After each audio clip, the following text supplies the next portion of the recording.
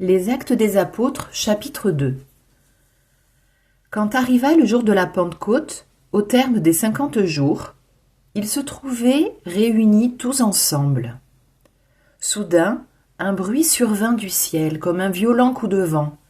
La maison où ils étaient assis en fut remplie tout entière.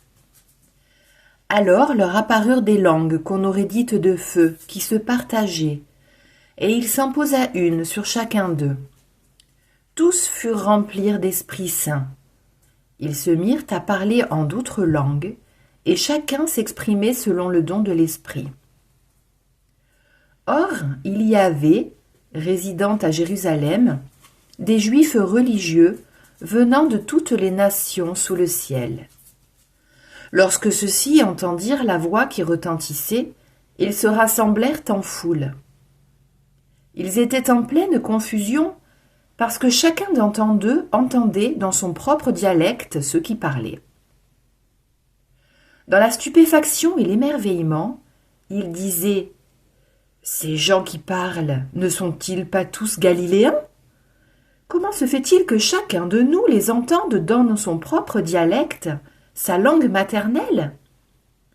Parthes, Mèdes et Élamites, habitants de la Mésopotamie, de la Judée et de la Cappadoce, de la province du Pont et de celle d'Asie, de la Phrygie et de la Pamphylie, de l'Égypte et des contrées de Libye proches de Cyrène, Romains de passage, Juifs de naissance et convertis, Crétois et Arabes, tous nous les entendons parler dans nos langues des merveilles de Dieu. Ils étaient tous dans la stupéfaction et la perplexité, se disant l'un à l'autre « Mais qu'est-ce que cela signifie ?» D'autres se moquaient et disaient « Ils sont pleins de vin doux !» Alors Pierre, debout, avec les 11 apôtres, éleva la voix et leur fit cette déclaration. « Vous, Juifs, et vous tous qui résidez à Jérusalem, sachez bien ceci. Prêtez l'oreille à mes paroles. Non, ces gens-là ne sont pas ivres comme vous le supposez, car c'est seulement la 3e heure du jour. Mais ce qui arrive a été annoncé par le prophète Joël.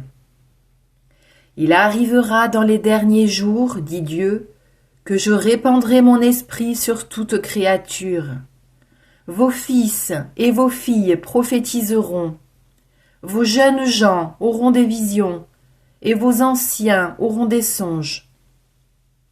Même sur mes serviteurs et sur mes servantes, je répandrai mon esprit en ces jours-là, et ils prophétiseront. Je ferai des prodiges en haut dans le ciel, et des signes en bas sur la terre. Du sang, du feu, un nuage de fumée. Le soleil sera changé en ténèbres, et la lune sera changée en sang, avant que vienne le jour du Seigneur, jour grand et manifeste. Alors quiconque invoquera le nom du Seigneur sera sauvé.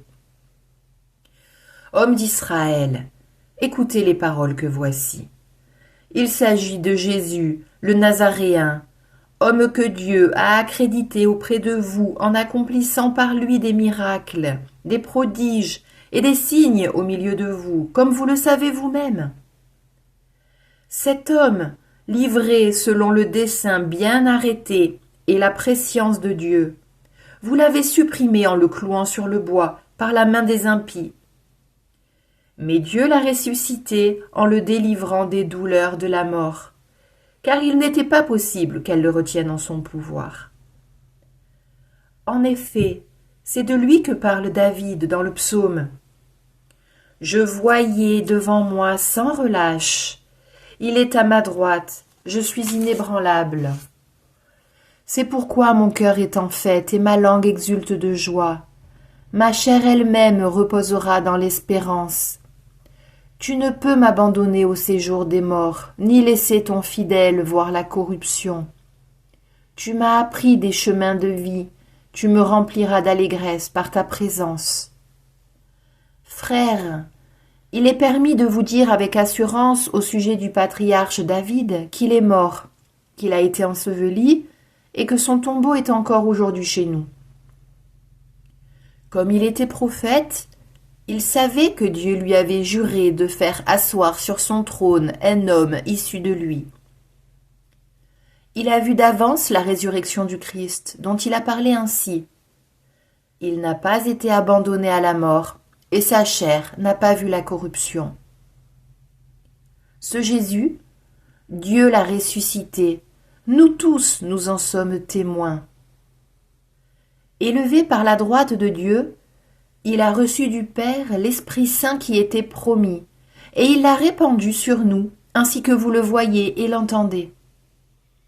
David, en effet, n'est pas monté au ciel, bien qu'il dise lui-même « Le Seigneur a dit à mon Seigneur, siège à ma droite, jusqu'à ce que j'aie placé tes ennemis comme un escabeau sous tes pieds. » Que toute la maison d'Israël le sache donc avec certitude.